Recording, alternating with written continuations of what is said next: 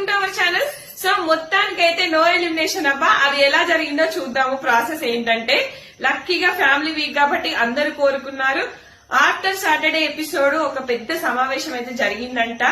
So ఏంటంటే ఒక range లో టీఆర్పీ వచ్చిందా, మరి ఏమైందో నిన్నటి ఎపిసోడ్ తోని మొత్తం కథ మారిపోయిందంట. సో దివ్య కూడా కెమెరాస్ కి చెప్పుకుంది కదా, సో నేనుంటే గనక మొత్తం దద్ద నిల్లిపోతుంది అన్నట్టుగా చెప్పుకున్నది లైవ్ లో.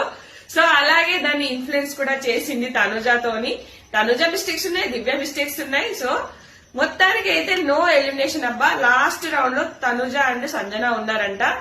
సో ఇద్దరిలో ఎవరు అంటే ఇక్కడ మనకు ఇమాన్యుయల్ కి పవర్ అస్త్రా ఉంది కదా, సో దానికి నో ఎలిమినేషన్ అనేది ఇచ్చారంట. సో మొత్తానికి ఎవరికి యూజ్ చేయమన్నారు, మొత్తానికి ఎలిమినేషన్ అయితే రద్దు అయిపోయింది.